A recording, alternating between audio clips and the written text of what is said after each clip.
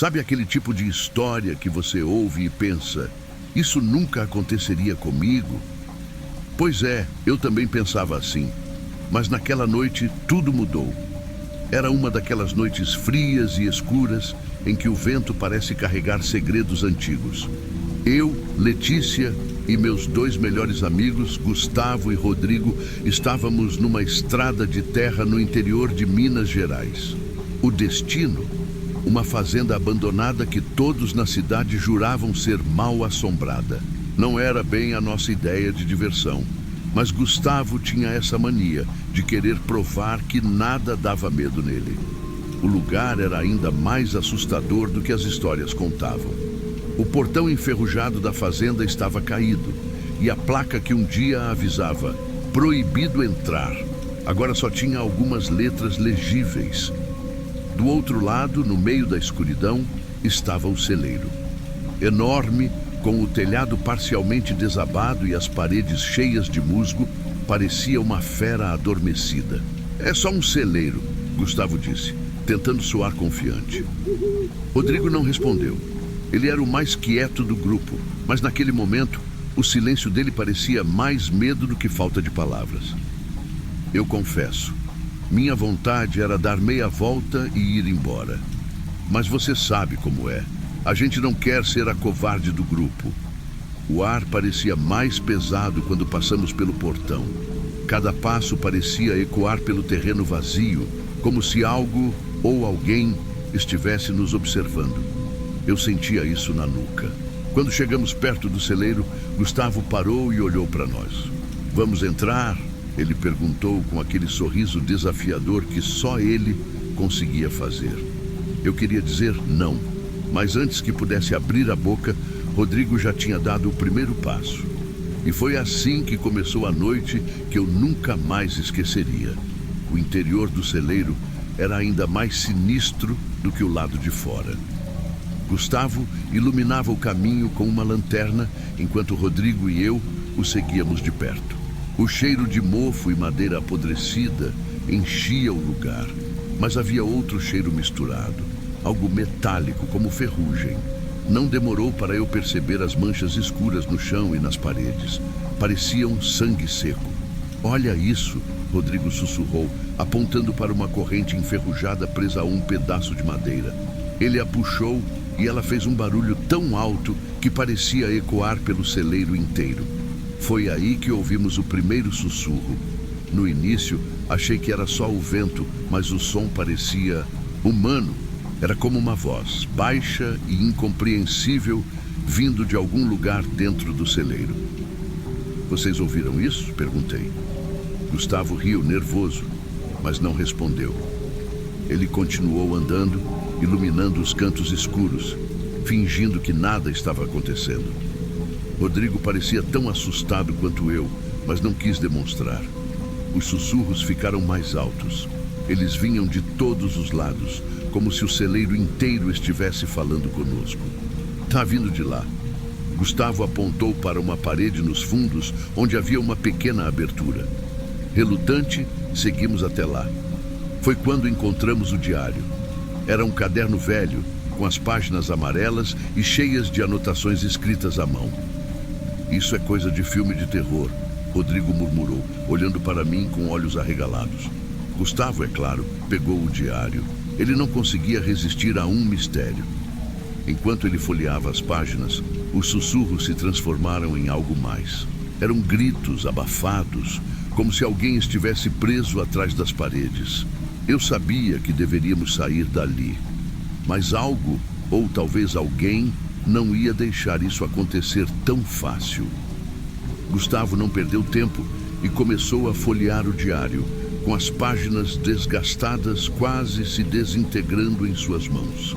O que estava escrito ali era perturbador. As palavras, escritas com uma caligrafia tremida e apressada, falavam de horrores que ninguém na cidade jamais imaginaria. "Ouçam isso", ele disse com a voz trêmula. "Aqui diz que, durante a Guerra do Paraguai, essa fazenda foi usada como um ponto de tortura. Soldados capturavam prisioneiros aqui e os levavam para o celeiro." Ele pausou e olhou para mim e Rodrigo. esperando alguma reação. O silêncio foi tudo o que conseguiu. O texto detalhava práticas horríveis. Prisioneiros eram acorrentados, espancados e sacrificados. As últimas anotações eram confusas, mas repetiam frases como "eles ainda estão aqui e não conseguimos libertá-los". A atmosfera ao nosso redor parecia pesar a cada palavra lida. Enquanto Gustavo continuava, os gritos abafados ao nosso redor ficaram mais altos, mais intensos. "Isso não está certo, Gustavo", Rodrigo sussurrou. Ele estava pálido e o suor escorria pela testa. "A gente precisa sair daqui". Eu estava prestes a concordar, mas Gustavo ergueu o olhar. "Vocês não entendem? Isso aqui é enorme. A gente precisa registrar isso". Ele pegou o celular e começou a gravar um vídeo, narrando o que estava acontecendo. "Pessoal, isso aqui é real. Se vocês curtem histórias assim, se inscrevam no canal e deixem um like. A gente vai mostrar tudo, porque vocês precisam ver isso com seus próprios olhos". No mesmo instante, a lanterna começou a piscar e o diário em suas mãos caiu no chão. As páginas se abriram sozinhas, como se algo invisível as estivesse virando. Uma frase escrita em letras grandes parecia gritar na página: "Vocês não deveriam estar aqui". Eu senti um arrepio gelado na espinha. "Vamos embora agora!", gritei, mas a porta pela qual tínhamos entrado estava fechada, como se nunca tivesse sido aberta.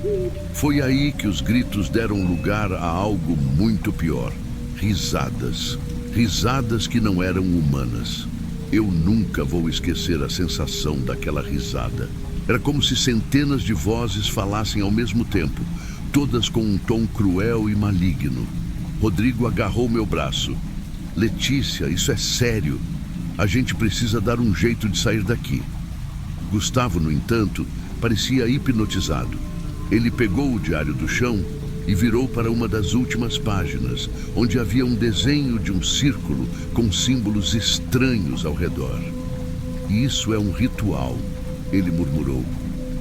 "Eu acho que dá para libertar as almas". "Libertar as almas? Você tá maluco?", Rodrigo gritou. "E se a gente libertar outra coisa?". Eu queria concordar com Rodrigo, mas algo naquelas páginas me dizia que o celeiro não ia nos deixar sair enquanto não fizéssemos algo. Gustavo explicou rapidamente o que tinha lido. O diário dizia que o círculo deveria ser desenhado no centro do celeiro e queimar o próprio caderno ali. Só assim os espíritos seriam libertados. Enquanto discutíamos, a temperatura no celeiro caiu. Meu corpo inteiro tremia e meu fôlego saía como nuvens no ar gelado. De repente, um baque forte ecoou atrás de nós. Rodrigo virou a lanterna para o som e ali, no canto escuro, estava algo que não deveria existir. A figura era alta, com olhos que brilhavam em um tom vermelho intenso e sua silhueta parecia flutuar no ar. O que é isso?", Rodrigo gaguejou, recuando. A coisa começou a se mover lentamente na nossa direção. "Não temos escolha. Faz o que o diário manda", gritei para Gustavo. Ele correu para o centro do celeiro e, com a lanterna tremendo, começou a desenhar o círculo. Rodrigo e eu ficamos parados, encarando a criatura que parecia estar se alimentando do nosso medo. Cada passo dela fazia o chão ranger, e os gritos e risadas ao nosso redor ficavam mais altos. Assim que Gustavo terminou o círculo e colocou fogo no diário, o celeiro inteiro começou a tremer. As paredes rangiam e pedaços do teto desabavam. Mas a coisa, ela não sumiu. Pelo contrário, ficou ainda mais nítida, avançando sobre nós. "Corre!", gritei, puxando Rodrigo. Nós três saímos correndo enquanto o celeiro desmoronava em chamas atrás de nós. As risadas cessaram, substituídas por um grito agudo que parecia ecoar dentro da minha cabeça. Quando finalmente atravessamos o portão da fazenda, minhas pernas cederam e eu caí de joelhos na terra fria. O celeiro, agora um monte de escombros em chamas, iluminava a noite com uma luz sinistra. O silêncio era quase tão perturbador quanto os gritos que havíamos ouvido momentos antes. Parecia que o mundo inteiro prendia a respiração, esperando pelo próximo movimento. "Vocês estão bem?" perguntei, entre respirações ofegantes. Gustavo estava ao meu lado, com as mãos nos joelhos, tentando recuperar o fôlego. Rodrigo, parado um pouco mais distante, olhava fixamente para o celeiro, como se esperasse que algo ou alguém saísse dali. "Acho que acabou", Gustavo disse, mas sua voz não tinha muita convicção. Eu também queria acreditar nisso, mas algo estava errado. O ar ainda parecia pesado, como se uma sombra invisível estivesse sobre nós. O silêncio foi quebrado pelo som de passos na direção dos escombros. Não eram nossos, era algo grande. Rodrigo deu um passo para trás e Gustavo acendeu a lanterna, direcionando o feixe para os restos do celeiro. No meio das chamas e da fumaça, uma silhueta se formou. Não era humana. Era alta, com braços longos e finos e olhos que ainda brilhavam em um vermelho aterrorizante. A criatura havia sobrevivido e ela nos observava. "Isso não era para acontecer. O diário dizia que..." Gustavo começou, mas sua voz se perdeu quando a criatura deu um passo em nossa direção. Minha mente gritava para correr, mas meu corpo estava paralisado de medo. Foi Rodrigo quem nos salvou. Ele pegou um pedaço de madeira em chamas do chão e gritou para nós: "Corram agora!" A criatura hesitou por um momento, como se estivesse avaliando se Rodrigo era uma ameaça real. Gustavo me puxou pelo braço e corremos pela estrada de terra sem olhar para trás. Quando finalmente alcançamos a cidade, o céu começava a clarear com os primeiros raios de sol. Nós não falamos nada durante o caminho. Não havia palavras para descrever o que tínhamos visto. Sabíamos apenas uma coisa: aquilo não acabou. Na manhã seguinte, ainda tremendo, pesquisei mais sobre a fazenda. Descobri que várias pessoas haviam desaparecido ao tentar explorar o celeiro e que a história de sacrifícios e torturas era apenas a ponta do iceberg. As pessoas que haviam saído de lá nunca foram as mesmas. Eu me pergunto se nós seríamos. Hoje, quando penso naquela noite, sinto um arrepio que nunca vai embora. Eu evito passar perto daquela região, mas sei que, entre as ruínas daquele celeiro, algo ainda está lá, observando, esperando. Se você gostou dessa história e quer ouvir mais relatos como esse, não se esqueça de se inscrever no canal e deixar seu like. Ah, e um conselho: nunca subestime o poder de um lugar abandonado, ou o que pode estar à espreita por trás das sombras.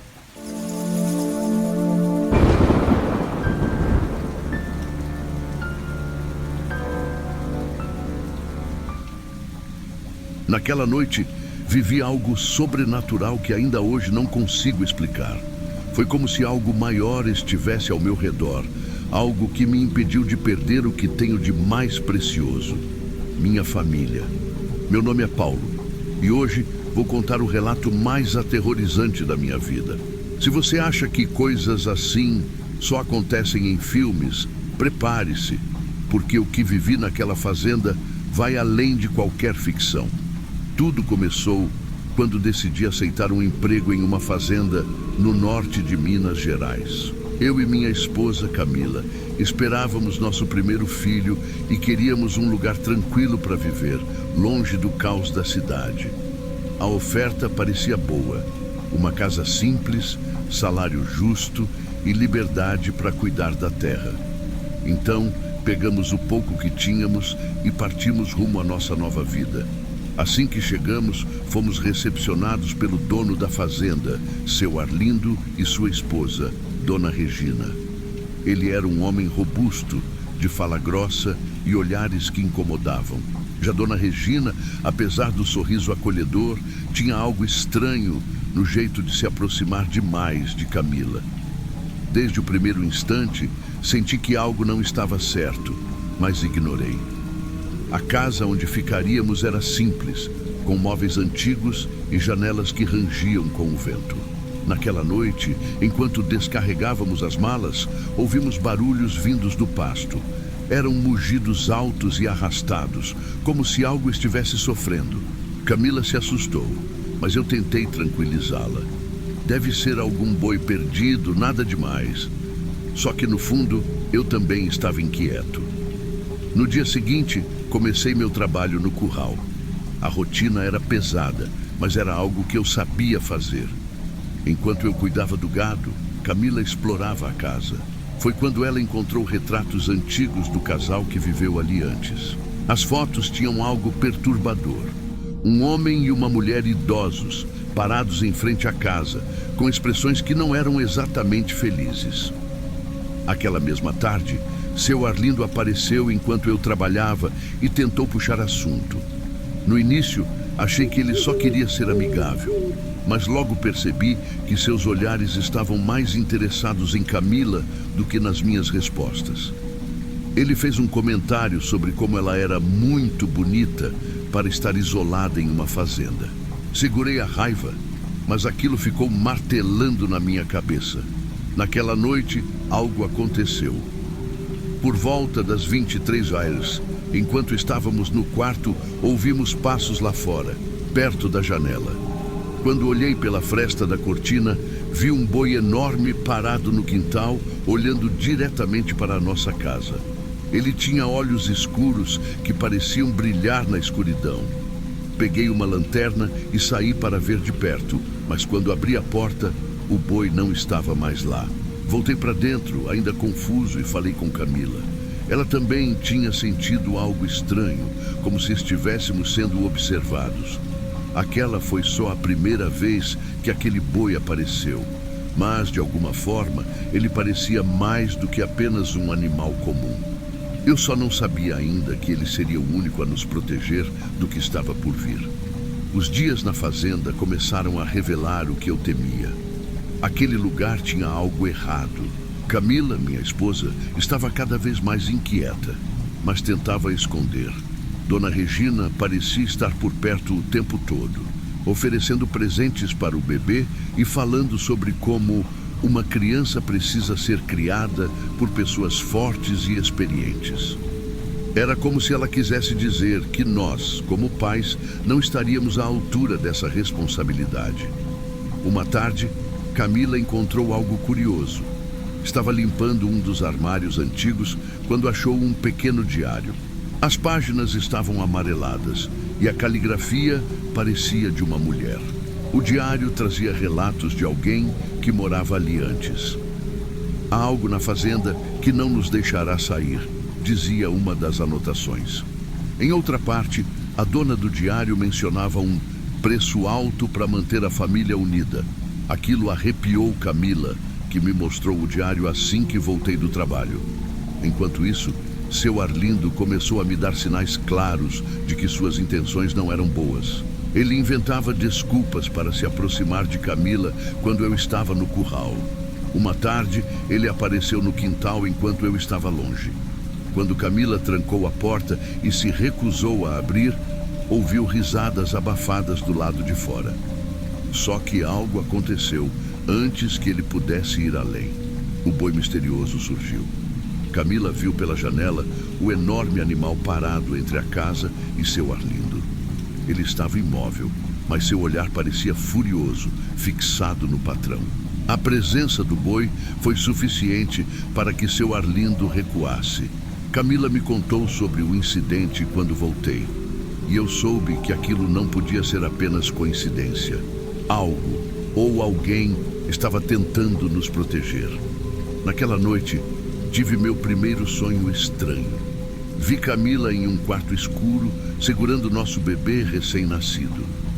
Dona Regina estava ao lado dela, sussurrando algo que eu não conseguia entender, mas seu olhar era de posse, como se o bebê fosse dela. Acordei suando, com a sensação de que aquilo era mais do que um pesadelo. Depois de tudo o que aconteceu, as coisas ficaram ainda mais estranhas.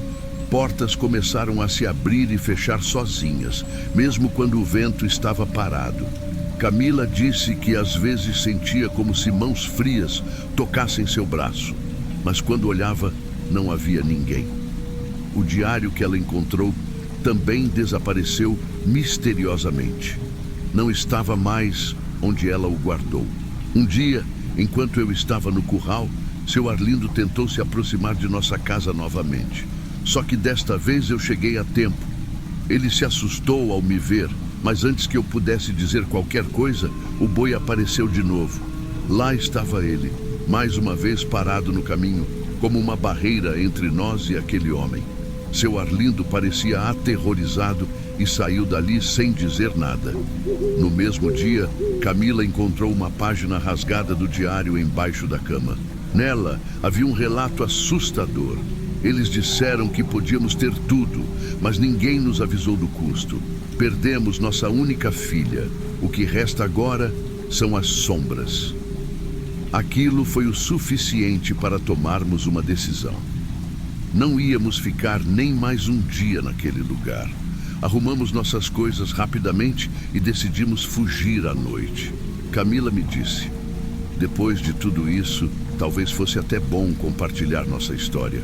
Quem sabe não ajudamos outras pessoas que passam por algo parecido. Aliás, se você está ouvindo isso agora, inscreva-se no canal e curta o vídeo. Acho que ajuda a gente a continuar contando histórias como essa. A frase saiu espontânea, mas combinava com o momento. Naquela madrugada, enquanto o resto da fazenda dormia, colocamos nossas malas no carro e partimos. Ao olhar pelo retrovisor, vi o boi pela última vez, parado na entrada da fazenda, como se estivesse nos vigiando até termos segurança para partir. Só mais tarde descobriríamos o que realmente havia acontecido ali. Já estávamos a quilômetros da fazenda quando finalmente respiramos aliviados. Camila estava exausta e eu, dirigindo naquela estrada escura, não conseguia parar de pensar no que havíamos vivido. As perguntas se acumulavam na minha mente. Quem eram aquelas pessoas nas fotos? O que significava aquele diário? E, acima de tudo, o que era aquele boi que parecia estar sempre por perto para nos proteger? Assim que chegamos à casa da minha mãe, no interior de Minas, contei tudo o que aconteceu. Ela ouviu atentamente e, depois de um silêncio, me disse: essa fazenda tem história, Paulo. Eu já ouvi falar dela, mas nunca acreditei de verdade. Dizem que os antigos donos, eles fizeram um pacto. Aquilo foi um soco no estômago. Corri para pesquisar sobre o lugar e foi aí que tudo começou a fazer sentido. Descobri que o casal que aparecia nas fotos, os antigos donos da fazenda, morreu de forma misteriosa. Eles perderam a única filha em circunstâncias estranhas. E, segundo relatos da região, algo os prendeu naquela terra. A fazenda ficou abandonada por anos antes de seu Arlindo comprá-la. O mais assustador foi encontrar uma foto antiga nos registros de um jornal local. Nela, o casal aparecia em frente à fazenda e ao lado deles, lá estava ele, o boi negro. Era o mesmo boi que nos protegeu. A legenda dizia algo como: os guardiões da terra. Naquele momento senti um arrepio. O boi não era só um animal. Ele parecia estar ligado àquela terra, talvez como resultado do pacto que os antigos donos fizeram. Camila, que estava ao meu lado, segurou minha mão. Ela finalmente sentiu o bebê se mexer pela primeira vez desde que saímos da fazenda. Era como se estivéssemos livres de algo sombrio que nos acompanhava. Essa história ficou marcada para sempre em nossas vidas. Eu nunca mais voltei àquela fazenda, nem quero saber o que aconteceu depois que fomos embora. Mas até hoje, toda vez que vejo um boi preto em alguma estrada ou pasto, lembro daquele olhar. Lembro que, de alguma forma, ele foi nosso guardião em meio ao terror. Se você ouviu essa história até aqui, compartilhe com outras pessoas. E se acredita que o sobrenatural pode estar mais próximo do que imaginamos, inscreva-se no canal e curta este vídeo. Assim, podemos continuar trazendo relatos reais como esse.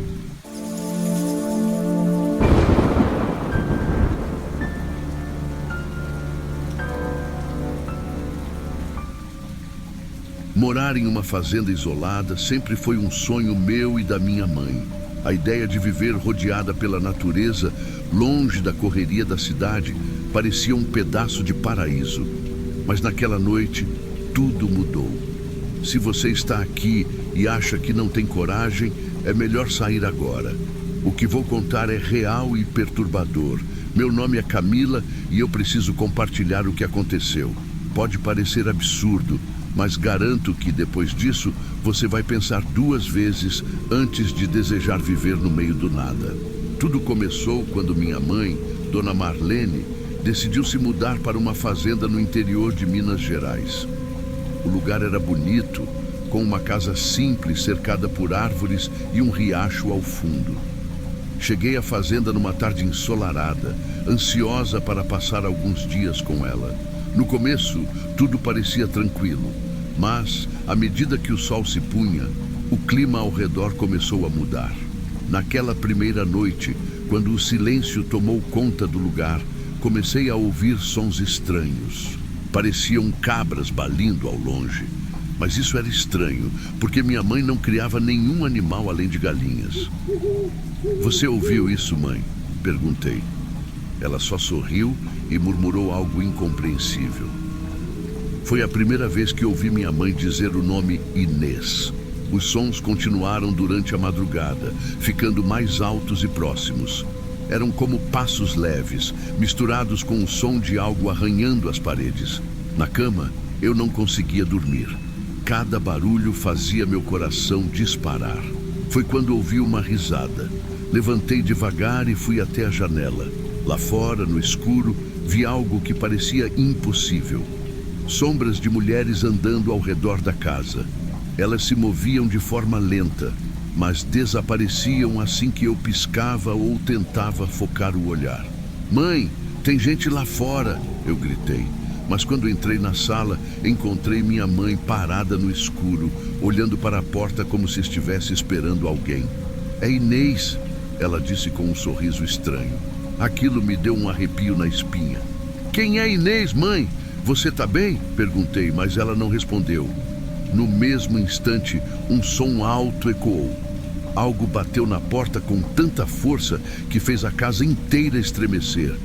A batida na porta foi tão forte que fiquei congelada.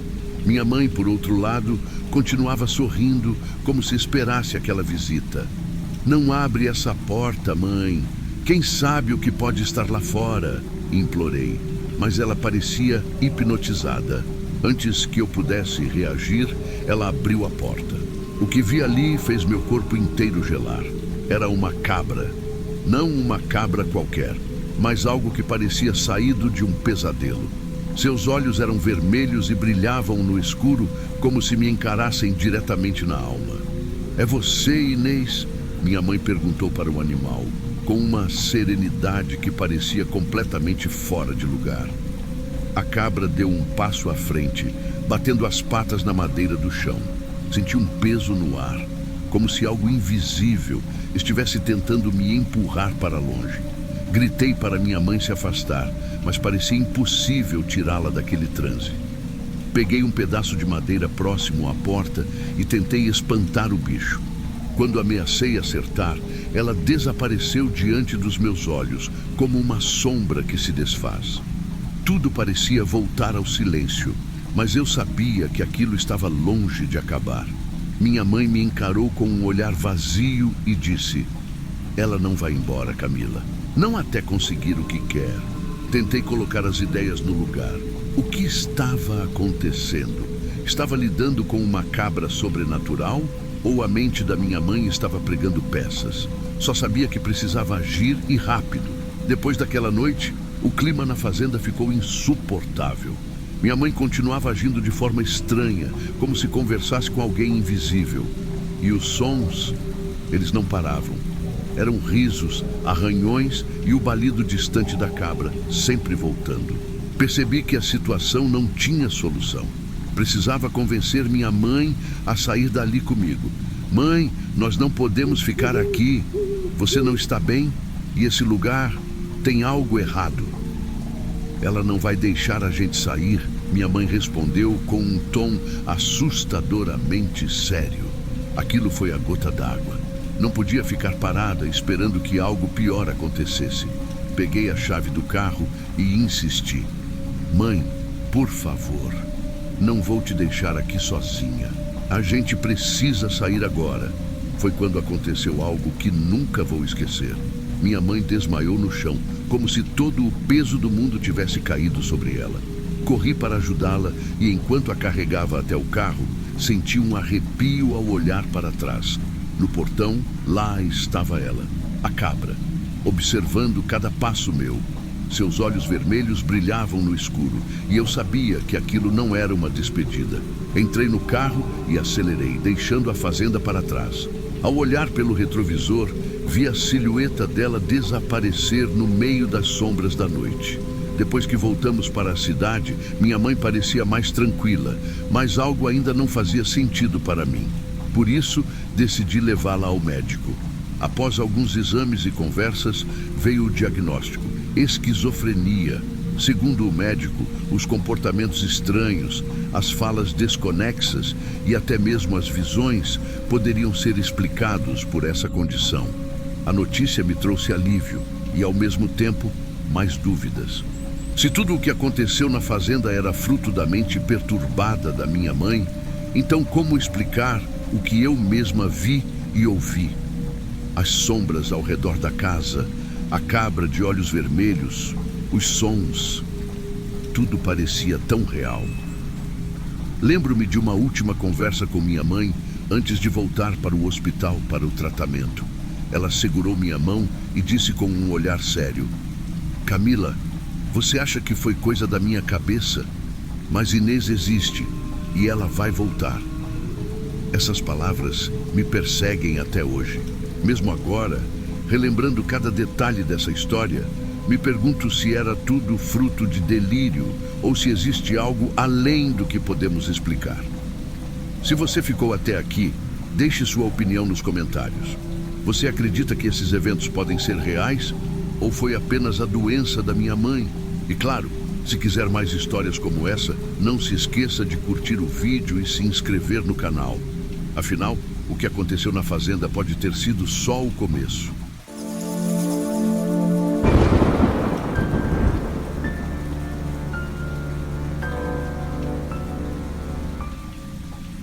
Meu nome é Davi e essa história foi contada pelo meu avô, que já descansa em paz. Ele trabalhou como caseiro em uma fazenda no interior de Minas Gerais nos anos 1950 e jurava de pés juntos que essa história era verdadeira. Dizem que naquela fazenda o mal era tão forte que impregnava o ar. Até hoje, ninguém consegue passar por lá sem sentir um arrepio na espinha. Deixe-me apresentar direito. Sou um apaixonado por histórias de terror, principalmente aquelas que misturam mistérios antigos e assombrações. Hoje, quero compartilhar com vocês um relato que marcou a infância do meu avô. Ele ouviu isso diretamente dos moradores da região. Pessoas que juram que tudo aconteceu como vou contar. Tudo começou no final do século XIX, quando a Fazenda Boa Ventura, uma das maiores da região, era comandada pelo coronel Antônio Mendes. O homem era um símbolo de poder e opressão. Ele tinha terras que pareciam não ter fim e uma fama que causava medo. Diziam que até os pássaros paravam de cantar quando ele passava. Mas o orgulho do coronel era sua única filha, Isabel. Uma moça linda, de pele clara e cabelos negros como a noite, que tinha um espírito livre e questionador, algo raro para as mulheres daquela época. Isabel nunca aceitou as imposições do pai. Enquanto ele exigia que ela se casasse com um homem rico e de boa posição, ela se apaixonou por Pedro, um simples cavalariço da fazenda. Pedro era pobre, mas tinha algo que Isabel nunca encontrara nas festas e bailes: sinceridade e coragem. Os dois se encontravam escondidos, sonhando com uma vida longe da fazenda. Até que um dia, o coronel descobriu. O homem ficou possesso. Naquela noite, os gritos de Isabel ecoaram pela casa grande. No dia seguinte, ela desapareceu. O coronel espalhou que Isabel tinha ido passar uma temporada na casa de parentes distantes, mas os trabalhadores da fazenda sabiam a verdade. Ele havia trancado a filha em uma torre nos fundos da propriedade. Ninguém podia chegar perto de lá sob ameaça de castigo. Com o passar dos meses, a história de Isabel virou um segredo pesado entre os trabalhadores. De vez em quando, alguém dizia ter ouvido um choro vindo da torre, mas ninguém tinha coragem de comentar. O coronel era um homem perigoso e desafiar sua autoridade significava enfrentar punições severas. Foi então que a notícia se espalhou. Isabel estava grávida. Ninguém sabe ao certo como o coronel descobriu, mas assim que soube, sua fúria foi indescritível. Ele reforçou a vigilância em torno da torre, proibindo qualquer contato com a filha. Para ele, aquilo era a maior vergonha que poderia cair sobre a família Mendes. Os dias se transformaram em semanas e Isabel permaneceu isolada. Quando chegou o momento do parto, foi sozinha que deu à luz um menino. Dizem que naquela noite, seus gritos foram tão altos que até os animais da fazenda ficaram inquietos. Mas o pior ainda estava por vir. O coronel, temendo que o neto ilegítimo sujasse o nome da família, tomou uma decisão cruel. Ele ordenou que o recém-nascido fosse tirado de Isabel e...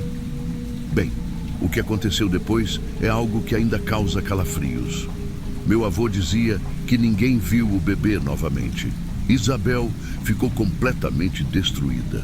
Presa naquela torre fria e escura, sem o filho e sem qualquer esperança, sua saúde e sua sanidade começaram a definhar. Antes de morrer, contam que ela amaldiçoou o pai e a fazenda com suas últimas palavras. Que o sofrimento que ele causou retorne a ele em dobro. Foi depois disso que as coisas começaram a ficar estranhas. Os trabalhadores começaram a ouvir choros e lamentos à noite. Uns diziam que era o espírito de Isabel. Outros juravam que era o choro do bebê desaparecido. O coronel, no entanto, nunca acreditou. Ele dizia que eram apenas superstições, nada mais. Mas ele estava errado. Com o passar dos anos, o coronel Antônio continuou vivendo na fazenda como se nada tivesse acontecido. Para ele, Isabel e o neto eram capítulos que deviam ser apagados da história dos Mendes. Mas os trabalhadores começaram a abandonar a propriedade. Cada um que deixava o lugar tinha a mesma justificativa. A fazenda estava amaldiçoada. Diziam que o espírito de Isabel não descansava. Durante as madrugadas, os lamentos eram tão altos que ninguém conseguia dormir. Outros relatavam ver uma figura feminina de vestido branco, com longos cabelos negros, vagando próximo à torre. Quando alguém se aproximava, ouvia um sussurro. Por que ele fez isso comigo? O coronel ria de tudo isso, chamando de bobagem. Mas uma noite, ele mesmo foi confrontado pelo inexplicável. Meu avô ouviu essa parte diretamente de um antigo trabalhador da fazenda, que jurava de pés juntos que viu o coronel sair correndo da casa grande aos gritos, com o rosto pálido como a lua. Eu ouvi ela! Era ela! Ele gritava. Depois disso, o coronel nunca mais foi o mesmo. Ele parou de aparecer na vila próxima e começou a envelhecer rapidamente. Dizem que nos últimos dias de vida, ele ficava olhando para a torre pela janela, murmurando algo como: eu só queria proteger o nome da família. Mas a maldição de Isabel parecia mais forte. O coronel morreu sozinho, sentado na cadeira da sala de jantar, com os olhos arregalados de terror. Sem herdeiros ou administradores, a fazenda Boa Ventura ficou abandonada. Aos poucos, o mato tomou conta da propriedade, mas a fama de ser assombrada só cresceu. Jovens da região desafiavam uns aos outros a passar uma noite perto da torre, mas ninguém aguentava. Voltavam correndo, jurando ouvir os choros da mãe e do bebê. Décadas se passaram até que, nos anos 1970, um empresário da cidade vizinha decidiu comprar a fazenda para reformá-la. Ele queria transformar aquele lugar sombrio em uma propriedade produtiva novamente. Meu avô estava presente durante as reformas e dizia que aquele era o momento em que o passado finalmente voltaria à tona. Enquanto os trabalhadores limpavam a torre, começaram a encontrar objetos antigos. Uma boneca de pano rasgada, cartas envelhecidas e, por fim, os restos mortais de Isabel. Estavam em um canto escuro, cobertos por anos de poeira e abandono. Mas o mais assustador foi o que encontraram ao lado dela, pequenos ossos que pareciam ser de um bebê. Os trabalhadores ficaram chocados e a notícia correu pela vila rapidamente. A nova família, sensibilizada com o que foi descoberto, decidiu dar um enterro digno para Isabel e o filho. No dia do funeral, meu avô contou que a cerimônia reuniu moradores antigos e até curiosos de outras cidades. Muitos diziam sentir um peso no ar, como se o espírito de Isabel estivesse ali assistindo tudo. Foi nesse momento que meu avô comentou comigo algo que eu nunca esqueci. Sabe, Davi, histórias como essa não podem ser esquecidas. Elas nos ensinam sobre as consequências de nossas ações. É por isso que eu adoro compartilhar essas histórias. E se você também gosta de relatos como esse, aproveite para se inscrever no canal e curtir o vídeo. Assim, a gente mantém essas memórias vivas. Depois do funeral, algo estranho aconteceu. Pela primeira vez em décadas, os choros e lamentos cessaram. A fazenda finalmente parecia em paz. Depois do enterro, a fazenda Boaventura passou por uma transformação. A nova família restaurou a casa grande e limpou os arredores da torre, mas acima de tudo trouxe uma sensação de renovação para o local. O memorial construído para Isabel e seu filho tornou-se um símbolo de respeito, não apenas para a família Mendes, mas para todos que ouviram a trágica história. Os antigos moradores da vila, que antes evitavam a fazenda, começaram a visitá-la. Diziam que o lugar parecia diferente, como se um peso tivesse sido retirado do ar. Meu avô, que continuou trabalhando ali por muitos anos, dizia que nunca mais ouviu os lamentos ou viu qualquer aparição. Curiosamente, a fama da fazenda cresceu ainda mais, mas de uma forma inesperada. As pessoas iam até lá não apenas pelo terror da história, mas pela lição que ela trazia. Era um lembrete do que o orgulho e a crueldade podem causar e de como o tempo, por mais que demore, traz à tona a verdade. Meu avô sempre acreditou que Isabel e seu bebê finalmente encontraram paz. O que eles precisavam era de reconhecimento, Davi. Ele me disse certa vez. Quando isso aconteceu, eles puderam descansar. Eu não sei se acredito em todas as histórias que ele contava, mas posso garantir uma coisa. Até hoje, quando penso na fazenda e no que aconteceu, sinto um arrepio percorrer minha espinha. E é isso que faz essas histórias serem tão fascinantes, não é? Elas misturam mistério, tragédia e um pouco de justiça poética.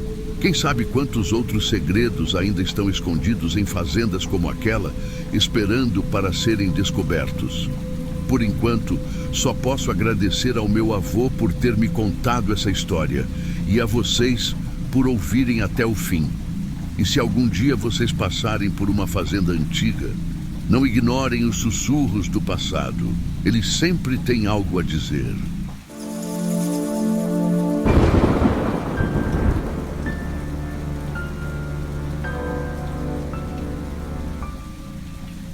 Tinha tudo para ser uma noite tranquila na fazenda. O tipo de tranquilidade que se espera de um lugar isolado, longe do caos das cidades. Mas naquela noite, algo estava diferente. E eu só perceberia isso tarde demais. Meu nome é Felipe. E o que vou contar aconteceu há pouco tempo, quando minha namorada, Camila, e eu herdamos uma fazenda antiga em Minas Gerais. O que parecia um presente se transformou em um pesadelo que nunca vou esquecer. Chegamos no final da tarde e a paisagem era até bonita. Colinas verdes, árvores imponentes e uma casa antiga, mas charmosa. Só que ao entrar, senti um calafrio estranho, como se o ar ali dentro estivesse mais pesado. Camila achou que era coisa da minha cabeça, mas eu sabia que algo não estava certo. Enquanto explorávamos os cômodos, encontramos um velho diário coberto de poeira no fundo de uma gaveta. "Olha só isso", ela disse animada. Antes que pudéssemos ler qualquer coisa, ouvimos passos no andar de cima. Congelamos. Não havia ninguém na casa, só nós dois. Subimos juntos, tentando nos convencer de que era apenas o vento ou algum animal. Só que, ao abrir a porta do quarto de hóspedes, o silêncio foi total. Nada. Camila estava curiosa demais para deixar o diário de lado e naquela mesma noite começamos a ler. O que encontramos foi mais assustador do que qualquer coisa que imaginávamos. Ele falava de mortes misteriosas que aconteceram na fazenda há décadas. Um trecho mencionava um cemitério antigo, sobre o qual a casa teria sido construída. Era assustador demais para ser coincidência. Enquanto isso, eu estava no celeiro procurando ferramentas para fazer alguns reparos, quando notei algo estranho no chão. Um símbolo esculpido na madeira. Algo que eu nunca tinha visto antes.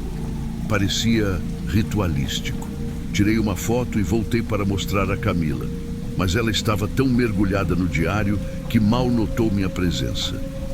Quando a noite caiu de vez, a fazenda ficou mais silenciosa. Silenciosa até demais.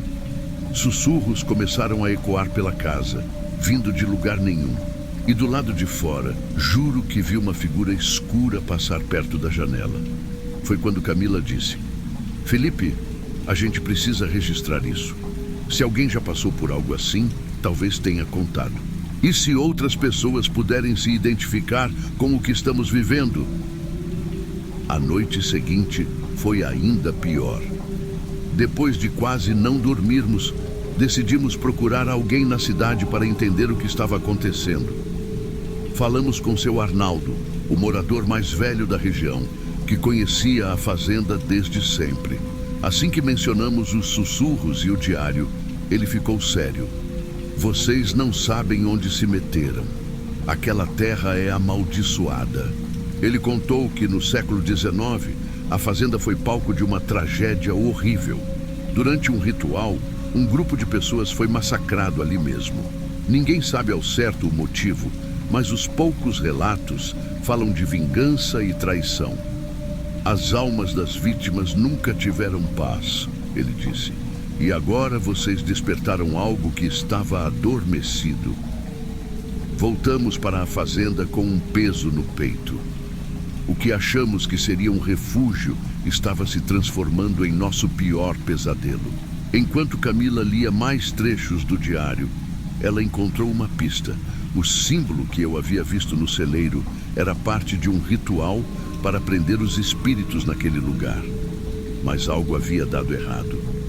Naquela noite, a tensão se transformou em terror. As figuras sombrias não eram mais vislumbres rápidos, elas estavam lá, ao nosso redor, observando. Uma delas, maior e mais imponente, parecia diferente. Tinha um ódio nos olhos, se é que aquilo podia ser chamado de olhos. A entidade nos cercou, e a única coisa que podíamos fazer era correr para dentro da casa. Dentro de casa, a sensação era de que o ar estava se tornando irrespirável.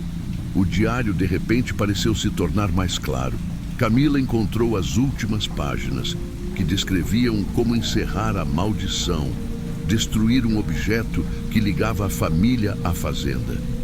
Para nosso horror, era um relógio antigo que pertencia ao meu avô.